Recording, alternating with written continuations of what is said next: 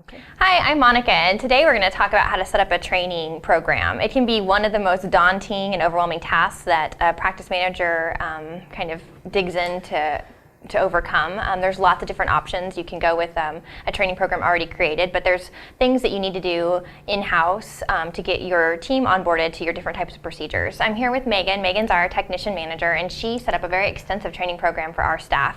So I'm going to actually have her start in talking a little bit about what her goal was at the beginning. That's one of the most important things you can do with a training program. It's one thing to say, we need a training program, but to figure out exactly what your goals are, it's going to help you better define it as you go.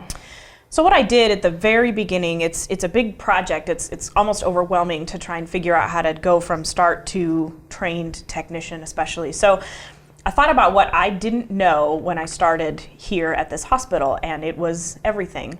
So I wanted to give employees something that they could take home with them and kind of pre-study before they showed up to work. So what I did is I took all the forms that we use in the hospital, from treatment sheets, check-in forms, lab forms, everything, and I wrote out where the form lives in the hospital, who starts it, where it lives in the treatment sheet, who's supposed to write on it, and I put all of that together in a book so that employees can take that home, kind of flip through it, and get an idea of how a patient kind of travels through the hospital.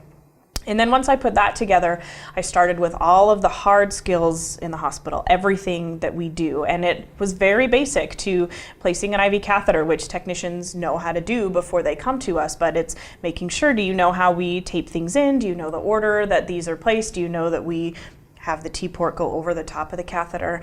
Something like a PCV total solids, which is extremely basic, but here's where all of the equipment lives, here's where we record it on the treatment sheet, and just having a checklist that every technician has to go through so that we know for sure that you know how all of these things work in this particular hospital. I think too, when you go through that and you're beginning this in your own clinics, it's important to talk with your owners and the other associate doctors as well as the other technicians to get an idea of what the different steps are at different points. Mm-hmm. Megan has a really good understanding of that, but I'm sure she looped in other teams at different times to see where people were. Yeah, and it was helpful. I used that same thing and helped the technician assistants come up with a similar list, and we made sure that there was crossover and making sure that nothing got left out. Well, this is what the technicians do, this is what the TAs do. Let's make sure that the TAs know how to help the technicians to do this particular task. So it is definitely checking with everybody in the hospital to make sure that we're covering all of our bases. Now, you also implemented a program where you had different levels of technicians depending on testing. Why did you decide to go that direction?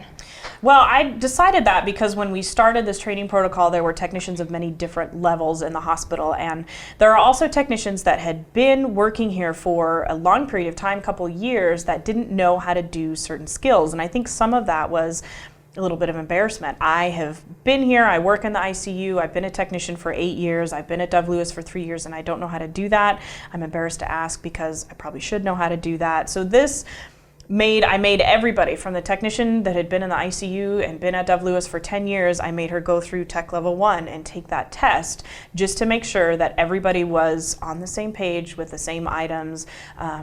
I just wanted to get people to think through. The test not only have, math questions on it, but it was also, an essay question about a, urinary obstructed cat and talk through all the problems with that. So it's just making sure that everybody's on the same page. We're all learning and thinking about the same things with these cases.